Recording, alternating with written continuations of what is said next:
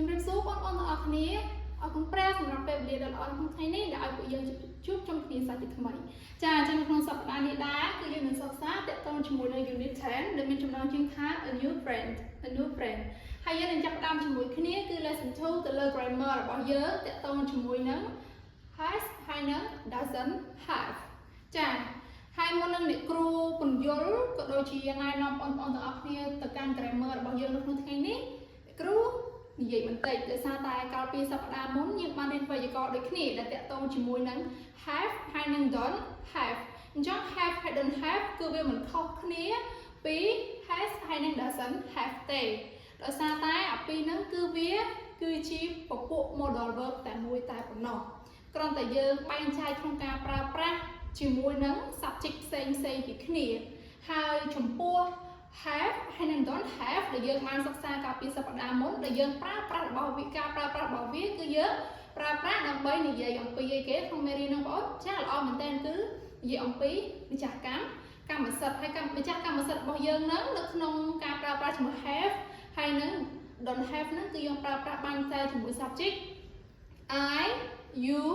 we they អញ្ចឹងយើងនៅសល់ subject ចំនួន3ទៀតដែលអ្នកគ្រូនឹងបង្ហាញបងប្អូននៅក្នុងថ្ងៃនេះគឺយើងនឹងសិក្សាបន្តតាក់ទងជាមួយនឹង has ហើយនឹង doesn't have ចា have សំដៅ has ហើយនឹង doesn't have ហើយបងប្អូនគ្នាអត្ថន័យនៃពាក្យហ្នឹងហើយនឹងអត្ថន័យនៃពាក្យកាលពីសប្តាហ៍មុន have ហើយ don't have ហ្នឹងអត្ថន័យវាតែមួយឯងគ្រាន់តែការប្រើប្រាស់របស់វាជាមួយ subject ផ្សេងគ្នាឥឡូវមើលពាក្យថា has គឺប្រែថាមានហើយកាលពីសប្តាហ៍មុនពាក្យថា have ក៏ប្រែថាមានដូចគ្នាចា doesn't have ប្រែថាមិនមានឬក៏គ្មានចំណែកឯពាក្យថា don't have កាលពីសប្តាហ៍មុនក៏ប្រែថាមិនមានដូចគ្នាដែរចាឥ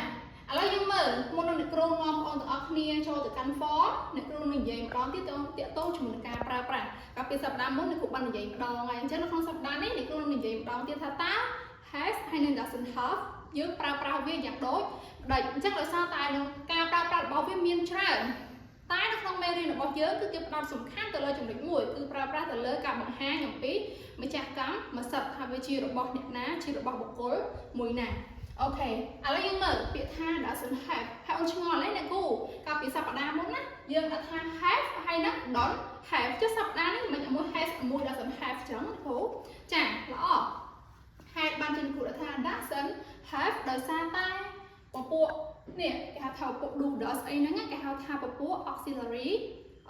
verb អញ្ចឹងនៅពេលដែលយើងប្រើប្រាស់វាដើម្បីបង្កើតល្បះបដិសេធឬក៏ល្បះសំណួររាល់កិរិយាសព្ទដែលនៅខាងក្រោយវាហ្នឹងគឺទៅប្រែទៅជាកិរិយាសព្ទ base form ទម្រង់ដើមដែលទម្រង់ដើមរបស់ពាក្យ has ហ្នឹងគឺ have នឹងឯងទាន់បងប្អូនគ្នា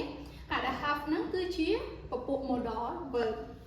អូខេអញ្ចឹងគ្រូវិញថាបងប្អូនគ្នាគឺបានយល់ហេតុអីបានជាមានការប្រែប្រួលបែបហ្នឹងតោះឥឡូវយើងចាប់ផ្ដើមចូលទៅកាន់ form របស់យើងទាំងអស់គ្នាអញ្ចឹង form ក៏មិនខុសពីសប្តាហ៍មុនដែរគ្រាន់តែដូរមួយ have មួយ has តែប៉ុណ្ណោះអូខេអញ្ចឹងទម្រង់ positive p positive ទម្រង់របស់វាគឺ subject plus has plus dot អញ្ចឹងអាហ្នឹងអាចជាកម្មបទអាចជាកន្សំនាមអាចជាបំពេញន័យអញ្ចឹងទៅ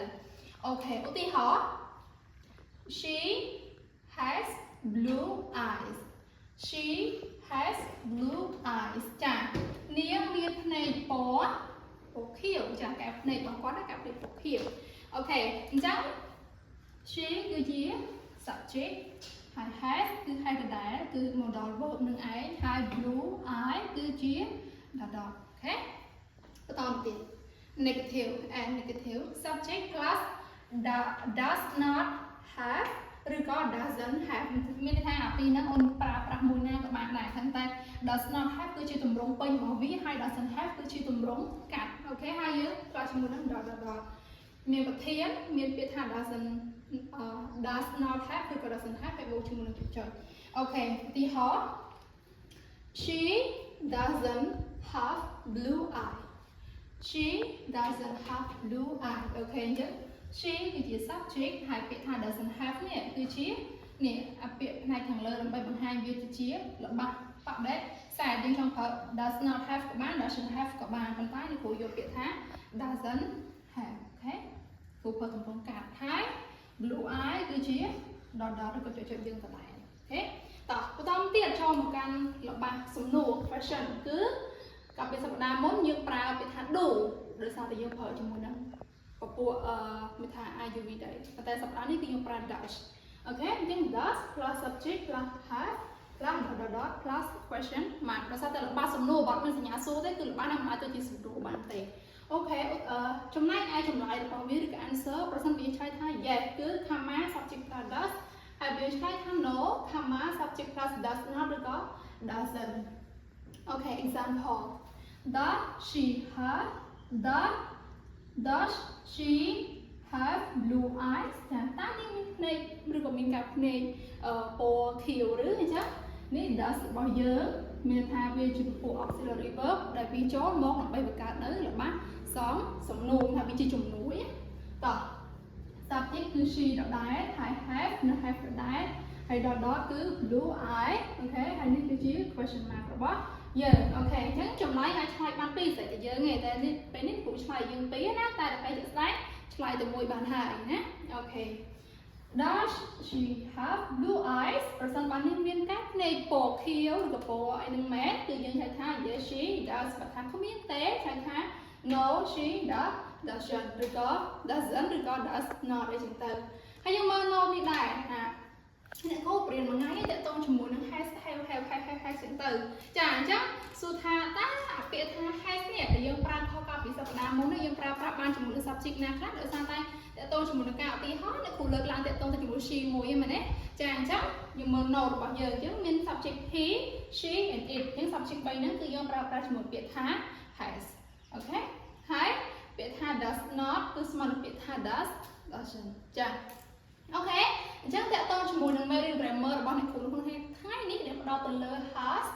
ហើយនឹង doesn't have គឺត្រូវបានបញ្ចប់ហើយអរគុណបងប្អូនទាំងអស់គ្នាក្នុងការតាមដានសូមព្រះប្រទានពរ